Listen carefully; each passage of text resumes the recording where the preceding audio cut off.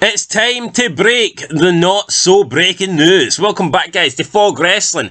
And believe it or not, yes, Tony Khan has signed some former WWE talents. It is the same shit on a different day. You could simply make a video every single day of the week saying Tony Khan, AEW signs insert former WWE talent.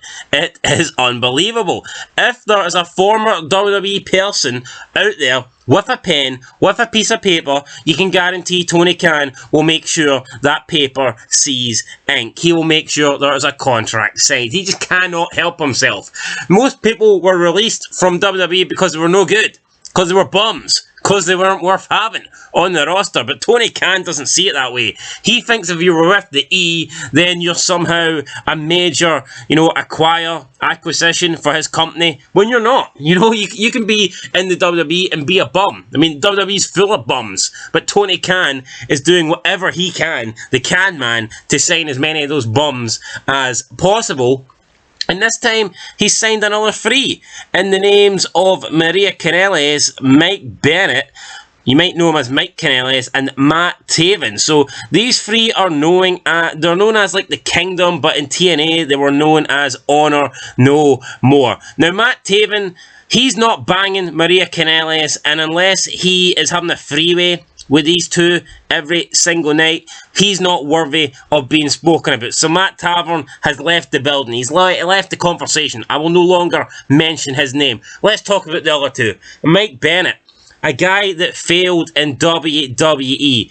A guy that changed his second name to his wife's name. That is fucking embarrassing. And I can guarantee you, McMahon has no respect for this guy. He must think he's an absolute fucking loser. And, well, he is a loser. I think his whole wrestling career has proven that. I mean, the guy has not held one belt that's got any sort of prestige. I mean, he's had some Ring of Honor titles, and they mean absolutely nothing. You can buy them for $5 on eBay. It's not important being a Ring of Honor champion. The only reason, it's very rare, but the only reason a female would keep her second name is if she comes from like a rich family and the father wants his name to continue, and then sometimes they'll either keep it or they'll implement it into their full name and perhaps take it on as like a middle name. So for example, Stephanie McMahon, she's known as Stephanie McMahon Levesque. So McMahon didn't want the McMahon name to die completely, so therefore she's adopted the McMahon as almost a second last name or even a middle name.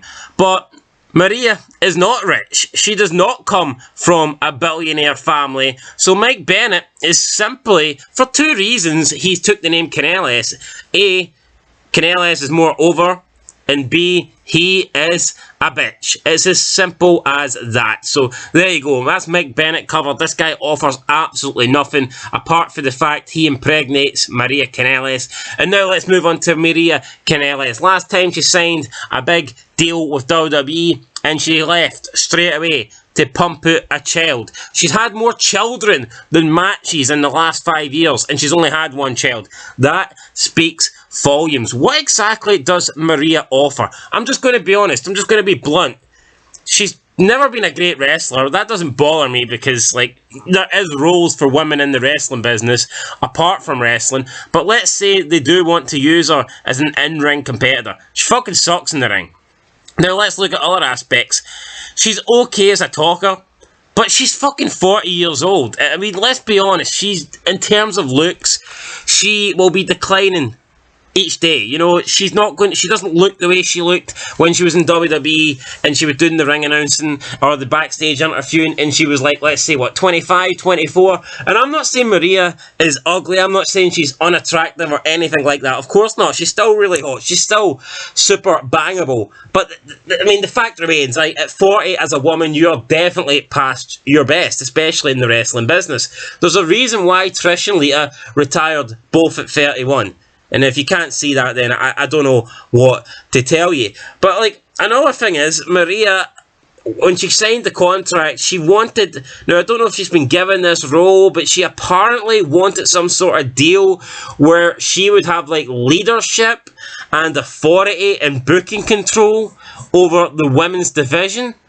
Why the fuck would you give her any of that? What has she ever done for the women's division? What has she ever done for a company to think that she could command or demand that sort of position? She's done nothing. She literally stood in WWE with a microphone and pretended to be retarded. I mean, that was literally it. That is all she's done. She left WWE, she had a kid, she made her simp husband change his second name to her name. That's all she's done in the wrestling business. Apart from that, she's done nothing. Yeah, she was in New Japan, she got her ass slapped a few times, her big juicy ass, she sat it on the middle rope. Any chick can do that. And there's people that's done it better than Maria Kanellis, like Velvet Sky or whatever. So this is the new signing for Tony Khan. This isn't going to change the business. AEW is not going to do 2 million viewers now on a Wednesday night because they've got Honor No More or the Kingdom or whatever they want to call themselves. It's just not going to happen. And Maria Kanellis, right? Yeah, I mean, Maria, I liked her back in the day, but like I said, she's 40 years old now. I mean, what does she have to offer, really? I just don't see it. Hot chick at ringside, I guess, but like I said, at 40, I mean, what are they going to do? Are we going to get fucking Mae Young out now? We're going to wheel her out in a wheelchair? We're going to dig her up, wheel her out in a wheelchair and, you know, put a thong on her and have her show her ass at ringside? I'm not saying Maria is that age or in that sort of condition, but I just think when I look back at the wrestling business and any woman that was like majorly over based on her looks, it wasn't when she was 40. It was when she was in her like early 20s, mid 20s. I can't think of one single woman that was like being overly sexualized and was getting over on her looks when she got into her 40s. That just didn't really happen. So yeah, that is it, guys. That is it. Let me know what you think of the new signings. Probably Sable. I think Sable was probably... I would say Sable back when she came back in like 2003. She was having like bikini stuff with Tori Wilson. But even then, she wasn't that old. I believe back then Sable was probably around... She would have been in her 30s, but she wouldn't have been that far in her 30s. Probably around like 32, 33. She wouldn't have been any older than that. No way would she have been mid-30s. Like, I'd say she'd been about maybe 33 at the most. So, yeah, I just don't get it. Maria, she's hot, but she's 40 now, you know. She's not like that attractive chick that people want posters of. She's becoming a woman, you know. She should be at home with the baby, breastfeeding or whatever. She shouldn't be on fucking, you know, live wrestling shows with her ass out. But, yeah, that's up to her.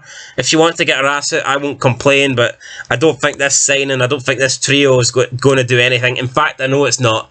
If anything, they should have just signed Maria. I mean, Maria on her own would have been better than these two. I'm not even going to mention our guy's name, but Mike Bennett, like, literally, what's the point of the guy? He's not going to do anything. Just change his name. Just change him. Change the signing. Forget changing the second name. Just change the signing. Bring someone else in. Anyway, guys, let me know your thoughts. That's it. Till next time. Peace.